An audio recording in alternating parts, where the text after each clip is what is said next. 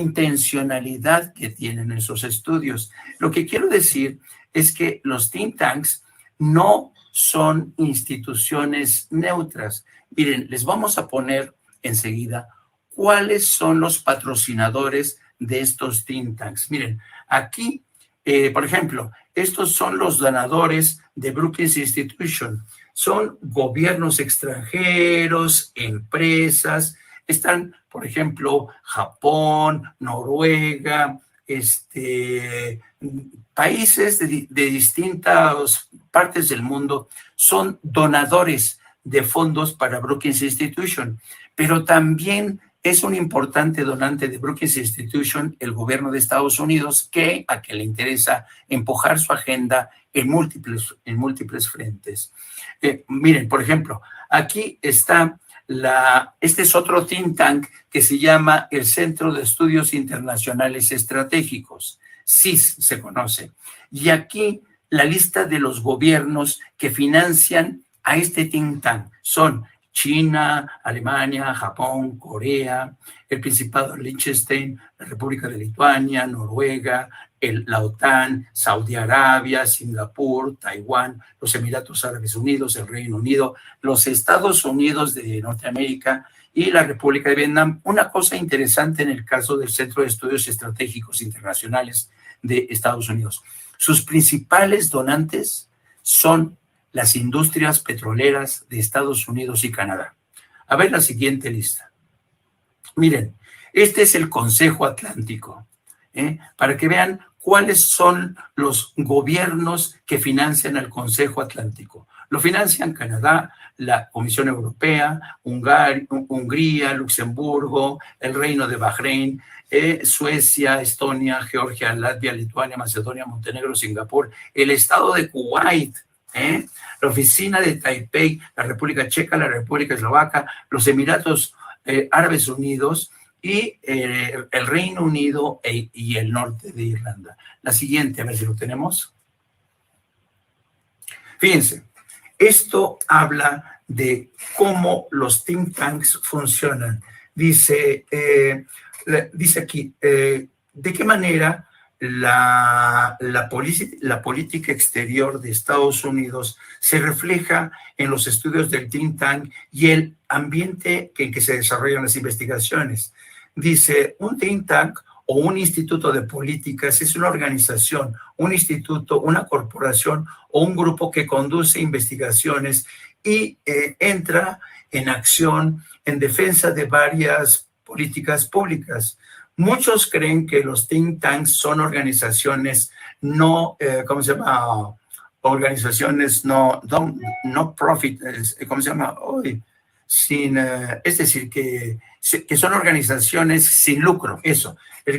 Son organizaciones no lucrativas, pero viven estos think tanks de las donaciones que hacen gobiernos extranjeros y el propio gobierno de Estados Unidos.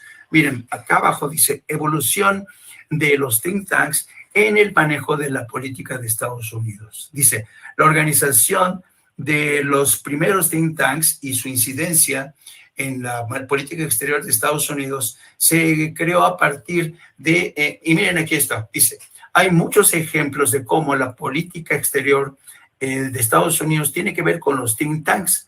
Por ejemplo, candidatos presidenciales son susceptibles de recibir este tipo de estudios y dejarse influir por este grupo de expertos, ¿no? Por ejemplo, dice, el caso más celebrado ocurrió en 1980, cuando Ronald Reagan adaptó un estudio de la Heritage Foundation que se llamaba El mandato para un cambio, ¿no?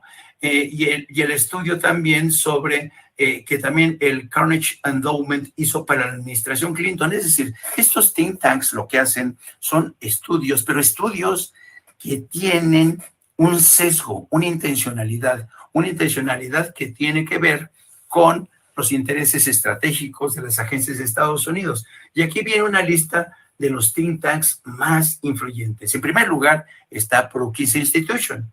En segundo lugar está el Consejo de Relaciones Externas, el Carnegie Endowment for International Peace, el Centro de Estudios Estratégicos, que es uno de los más influyentes, la Rand Corporation, el Cato Institute, el Heritage Foundation, el Woodrow Wilson International Center, que, por cierto, el Woodrow Wilson Center tiene en su seno una institución que se llama el Instituto de México.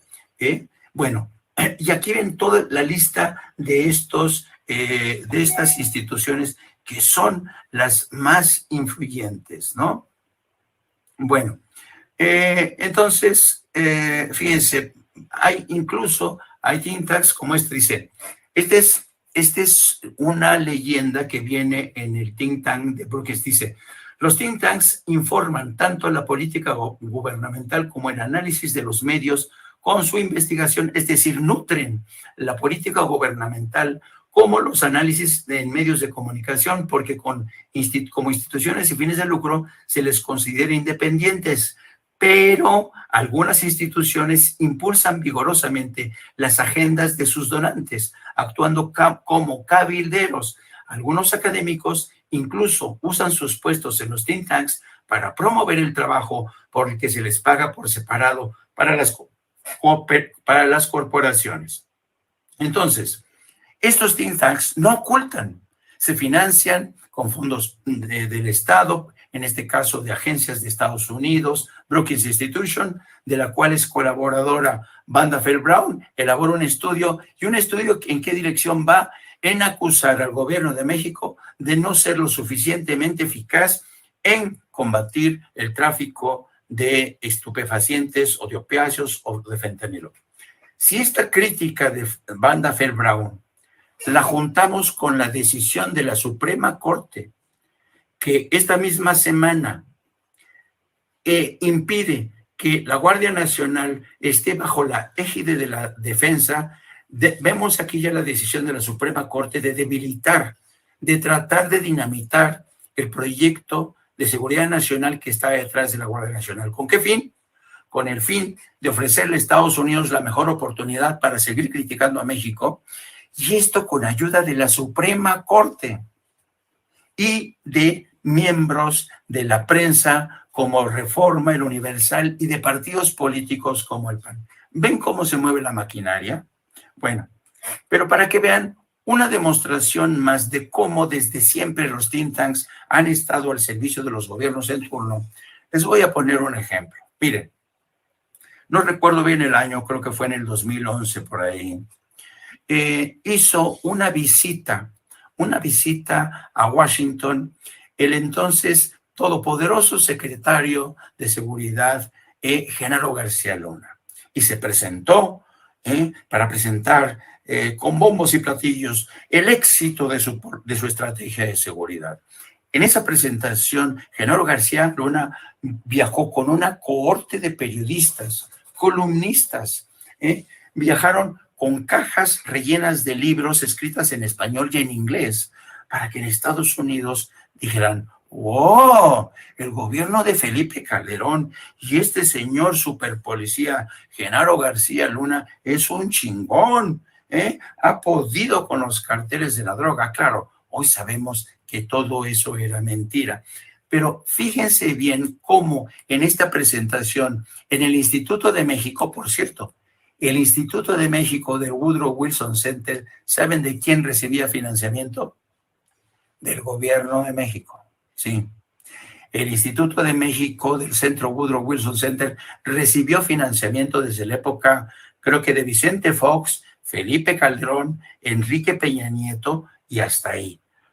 Ahora ya no hay financiamiento para estos think tanks, que lo único que hacen es ponerse al servicio de los gobiernos que les pagan, para que digan, para que sirvan para que hagan puestas en escena, como la que hicieron en este caso de Genaro García Luna. Fíjense bien cómo Genaro García Luna en esta exposición presenta, hagan de cuenta, como México, el país de las maravillas. Llegó y expuso con unas gráficas que aquí tenemos y aquí tenemos. Fue una presentación por todo lo alto en el Instituto de México.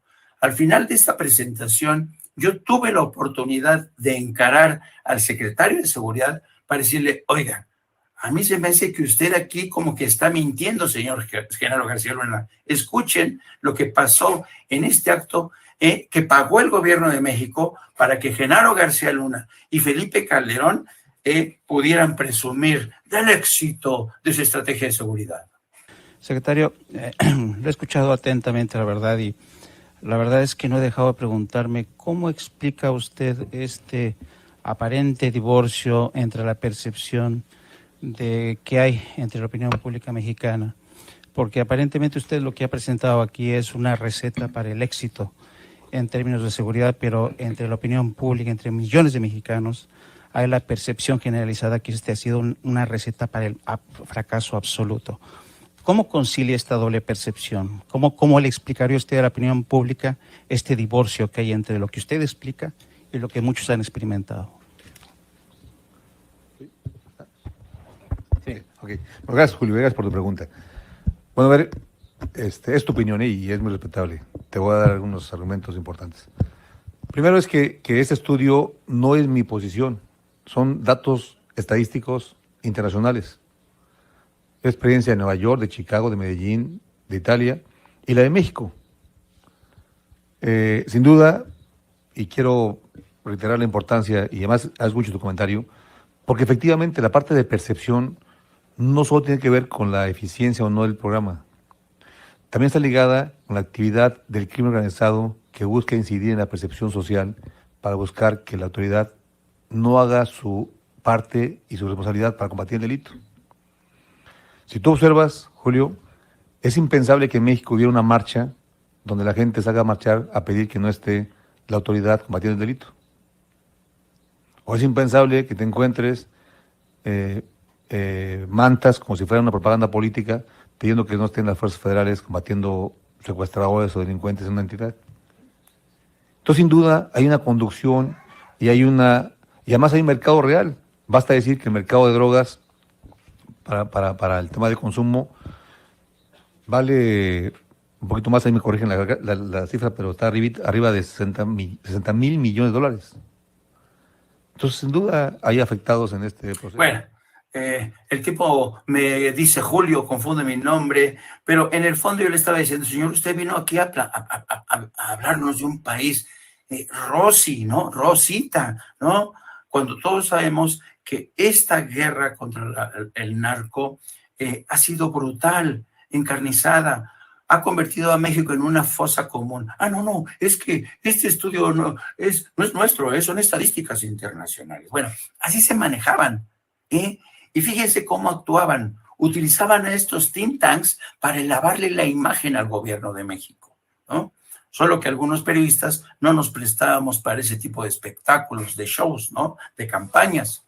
Pero estas campañas se siguen dando, utilizando a los think tanks famosos, como el caso de Brookings, que ahora sigue utilizando la maquinaria. Les vamos a poner algunas primeras planas, por ejemplo, del diario Reforma, para que vean cómo el diario Reforma todos los días, va destilando la información que le filtran. Por ejemplo, aquí se revelan en Estados Unidos inteligencia las batallas que hay entre Marina y la Sedena, ¿no? Y otra, por ejemplo, revira el Departamentito de Estado que el narco controla los territorios, es decir, Reforma poniéndose al lado de Estados Unidos y esta narrativa de que México no está ganando la batalla. Fíjense, dice, alerta Estados Unidos de la corrupción, del crimen y el acoso a la prensa, ¿no? Porque una y otra vez atacan al gobierno de ser corrupto, de atacar a la prensa, prensa como Reforma. Fíjense aquí, presiona la iniciativa privada de Estados Unidos por energía, es decir, en lugar de que Reforma se ponga del lado de México en la defensa de la soberanía energética, se pone del lado de Estados Unidos y de la iniciativa privada, para que vean cuál es la agenda de periódicos como Reforma.